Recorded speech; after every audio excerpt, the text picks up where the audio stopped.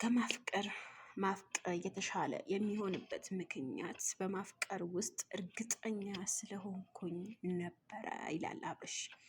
ሰላም ጤና ይስጥልኝ። በመላው ዓለም ለምትገኙ የእሙ አይመን ቤተሰቦች ወይም ደግሞ የዘህራ ቤተሰቦች እንዴት ናችሁልኝ? ሰላም ፍቅር አብዝቼ ለእናንተ ተመኘሁኝ። በድጋሜ ላይክ፣ ሼር፣ ሰብስክራይብ ደውሏል ምልክት ኮሜንት አስተያየታችሁ አይለኝ። በዚሁ አጋጣሚ የኔ ወርቆች፣ የኔ ወለሎች፣ የኔ ማሮች ከልቤ በዚሁ አጋጣሚ አመሰግናለሁ። ላይክ ለምታደርጉኝ፣ ሼር ሰብስክራይብ ለምታደርጉኝ ሁላችሁ እንደዚህ ይላል አብርሽ። በሚያሳዝን ነገራቶቹ ሁሉ አብርሽ የሚወደድ አብርሽ የሚዲያው ንጉስ ተብሎ የሚጠራው አብርሽ እጅግ በጣም አዝኖ በጣም ተከፍቶ መጥተዋል። ህመም ይላል። ህመም እስከ ምን ልበላችሁ? በቃ ቆይ ላንብብላችሁ መሰለኝ። በቃ ህመም እስከሚሰማህ ድረስ ውድድ እውነተኛ ፍቅር ሁሉም ጊዜ ህመምና ስቃይ የተሞላበት ሲሆን ፍቅር በማፍቀር ውስጥ ስቃይና ህመም ይበዛበታል ይላል። ትክክል ነው። ፍቅር የተሰቃየበት የተወደደበት ልጅ የሚገኝበት ትዳር የሚገባበት ፍቅር ሊኖር ይችላል። ነገር ግን ፍቅር ሲባል መራራቅ የሚባለው ጠላት የሚበዛበት ሰው የሚበዛበት ሰው ማጣላት የሚበዛበት ፍቅር እውነተኛ ፍቅር ህመምና ስቃይ የተሞላበት ሀሴት ናት።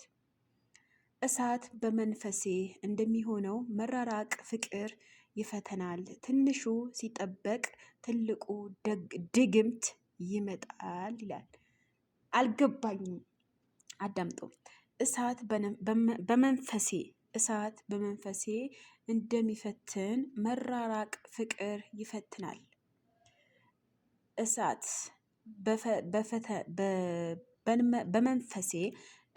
በመንፈሴ እንደሚፈትነው መራራቅ ፍቅር ይፈትናል።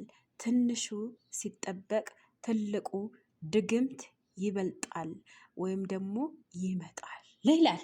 እንግዲህ በነገራችን ላይ በዚህ አባባል ውስጥ ብዙ ነገር እንደተረዳችሁ አንተን ተስፋ አደርጋለሁ። ለመሰላችሁ አሁን እዚህ ጋር ላንብብላችሁ፣ አሁን ድጋሚ ላንብብላችሁ ማለት ነው። ይህ ለሄርሜላ ነው በእርግጠኝነት የተጻፈለት። እንደዚህ ይላል።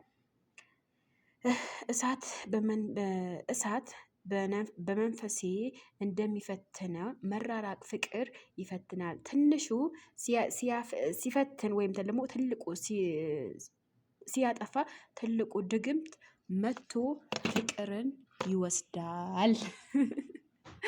በነገራችን ላይ የሰው ልጆች ማለት ነው እኛ የሰው ልጆች ፍቅር ምን ማለት እንደሆነ አይገባንም፣ ግን ከሰው ከራቀ በኋላ ነው የሚገባ። በነገራችን ላይ አሁን እህት ወይም ደግሞ ባል ወይም ደግሞ በቃ የምትወዱት ጓደኛ ባጠገባችሁ አለ እንበል። ያ ባጠገባችሁ ያለ ሰው ባለ ሰዓት ምንም አይነት ፍቅር፣ ደስታ፣ ምንም አይነት መገላለጽ የለም። ነገር ግን ያ ጓደኛ ወይም ባል ወይም ደግሞ ፍቅረኛ ሲርቃችሁ የዛኔ የእሱን ስሜት ትረዳላችሁ። እና በጣም ነው የገረመኝ። በመራራቅ ውስጥ በፈተና አለው። በመራራቅ ውስጥ ብዙ ነገሮች አሉት እና በጣም የገረመኝ ነገር በመራራቅ ውስጥ ወይም ደግሞ በፍቅር ውስጥ ድግምትም አለ ይላል ጽሁፉ። ለማንኛውም ይሄ ጽሁፍ የተጻፈው ለአብርሽና ለሄርሜላ ነው።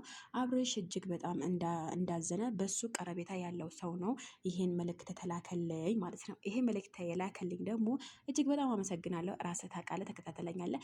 ለማንኛውም ማለት ነው ይሄ ነገር እኔ ደግሞ ከአብርሃም ጎን ለሆናችሁ ሁላችሁም በጣም ከልብ አመሰግናለሁ። ሀቂቃ ነው የምላችሁ። የሰው ልጅ ሲከፋው፣ የሰው ልጅ ሲስቅ፣ የሰው ልጅ ሲደሰት ከጎኑ የሚያስፈልገው ጓደኛ መከታ የሚባለው ነገር አለ ማለት ነው። ነገር ግን ያ መከታ ወይም ደግሞ ጓደኛ ወይም ደግሞ የሆነን ነገር በቃ ከጎናችሁ የማይጠፋ ነገሩ ያ ካራቀ በኋላ ነው የሚገባው ማለት ነው። እና ይሄ ሁሉ ነገር አይፈጠርም ነበር አብርሃም በጊዜ ወደ ትዳር ዓለሙ ውስጥ ገብተው አብሮ መኖር ቢጀምሩ ይሄ ሁሉ ነገር አይፈጠርም ነበረ። የተሳሳተው መጀመሪያ አብርሃም ነው። አሁንም ስህተተኛ አሁንም አብርሃም ነው። ራሱ ላለማንቃት ብዙ ነገር እየታገለ ነው ያለኝ። እና በጣም ይከብዳል ወላሂ። ጥቅሱ እንደሚለው ደግሞ እንጃ አላቅም፣ ቃላት የለኝም። በመራራቅ ውስጥ ህመም መድኃኒት የሌለው ህመም አለው ይላል። እና ደግሞ አብርሃም ያለበት ሁኔታ እጅግ በጣም ከባድ እንደሆነ እና ያው ኤፍሬም እና ሩታ አሁንም ከራሳቸው ጋር እንዳደረጉት እና አሁንም ሌላ ችግር ውስጥ እየገቡ እንዳለ ነው። ይሄ ደግሞ ነገር በቅርብ የሚያበቃ አይደለም።